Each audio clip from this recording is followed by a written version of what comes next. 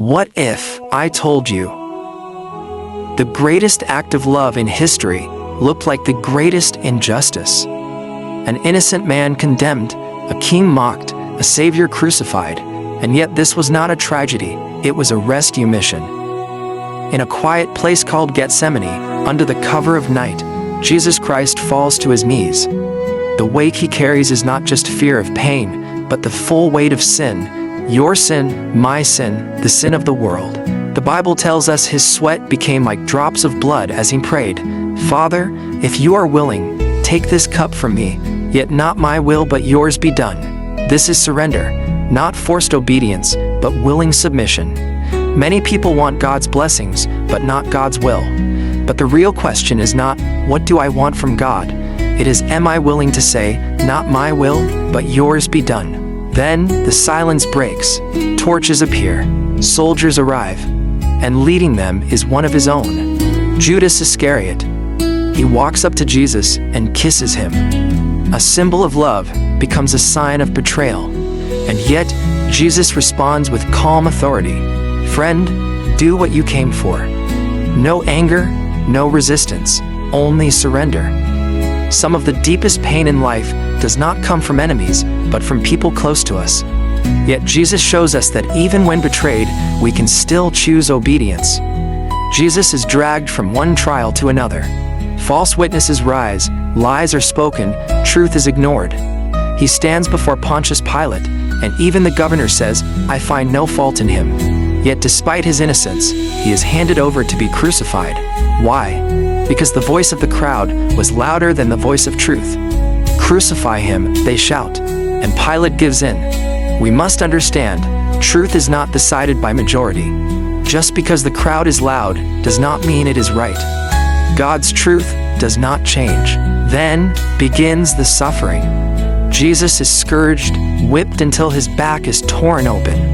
A crown of thorns is forced onto his head. Blood runs down his face as soldiers mock him, saying, "Hail, King of the Jews." They laugh, not realizing they are standing before the King of Kings.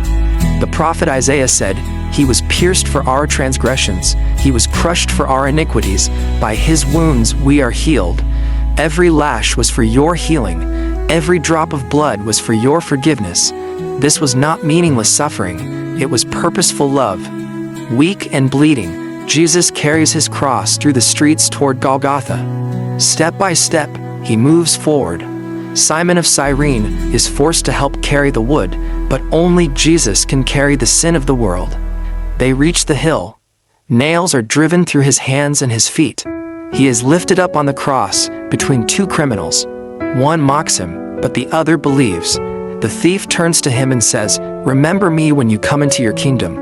And even in his suffering, Jesus responds with grace. "Today you will be with me in paradise." This is the power of grace, that even at your lowest moment, salvation is still available. Then, darkness covers the land. The sky turns black. Creation itself responds to what is happening. And from the cross, Jesus cries out, my God, why have you forsaken me?" In that moment, he experiences the weight of separation, because he is carrying sin.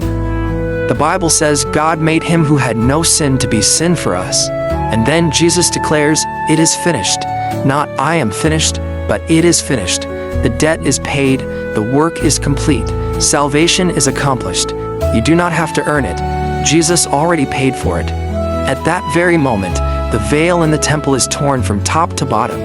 The barrier between God and man is removed. Access is now open. No more separation, no more distance. And a Roman centurion, watching everything, says, "Surely this was the Son of God."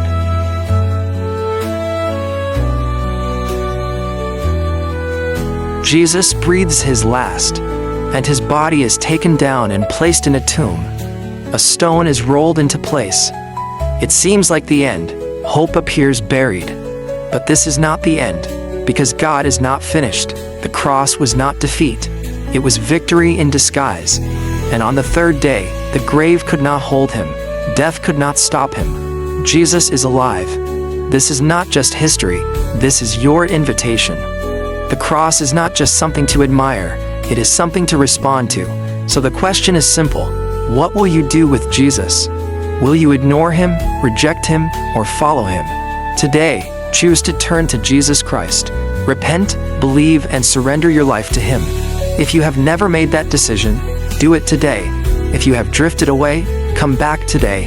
And don't keep this message to yourself. Share it, speak it, live it, because the cross demands a response. Lord Jesus, thank you for the cross.